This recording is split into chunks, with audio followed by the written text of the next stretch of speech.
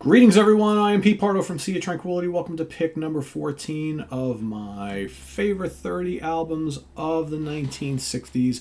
This is the countdown we're doing each and every day here in the month of September 2023. 30 days in the month. Altogether, we're picking out our 30 favorite albums released during this decade.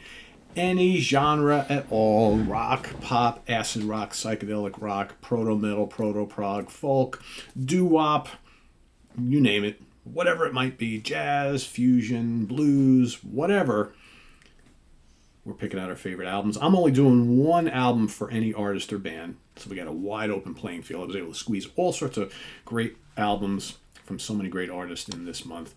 Today is no exception. This is, I guess, the second solo album from this American musician, songwriter, composer, released October 10th, 1969, recorded at TTG Studios in Los Angeles, Sunset Sound Studios in Los Angeles, and Whitney Studios in Glendale. Produced by the man himself, Frank Zappa, for Bizarre/Reprise Records. Talking about Hot Rats, ladies and gentlemen. Of course I'm talking about Hot Rats. Can only be talking about this particular album. Great stuff here. Of course, this follows Uncle Meat, released earlier this year. It's amazing when you think about how prolific Frank Zappa was with releasing albums. I mean, crazy. Burnt Weenie Sandwich followed not long after this one. This guy just pumped out albums left and right. Just absolutely just so prolific. So, of course, the personnel. Frank Zappa on guitar, a little bit of bass, a little bit of percussion. Ian Underwood, piano, flute, clarinet, sax, organist maximus, whatever that might be.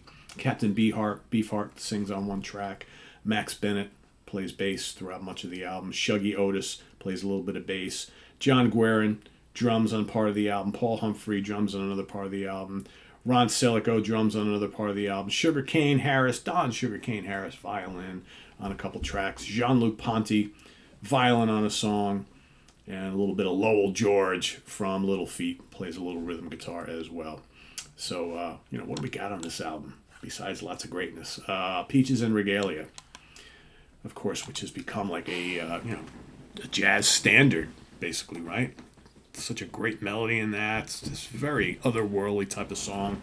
Such a classic. Then, of course, you got the long, rambling Willie the Pimp. Bluesy.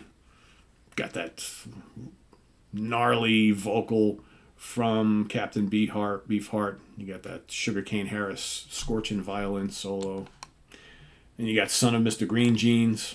Again, 2 9-minute long tracks on side one of the LP. Son of Mr. Green Jeans. Awesome. And just Frank Zappa's way of arranging songs, right? Incorporating all these different styles. What do you even call this album, right? It's jazz, it's fusion, it's avant-garde, it's rock, it's pop, it's blues, it's a little bit of everything, all kind of mixed in together. It's Frank Zappa music, right? Little Umbrellas, over on side 2, kicks it off. Short quick little thing. Fun little song. And then, of course, the Gumbo Variations, 13 minutes long. A lot happening on that one. And great guitar work on this album, by the way, I must say. Between the guitars and the violins, a lot of happening stuff on here.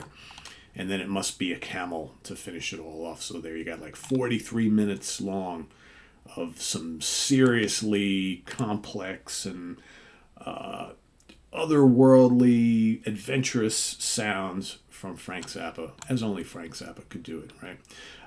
Charting position.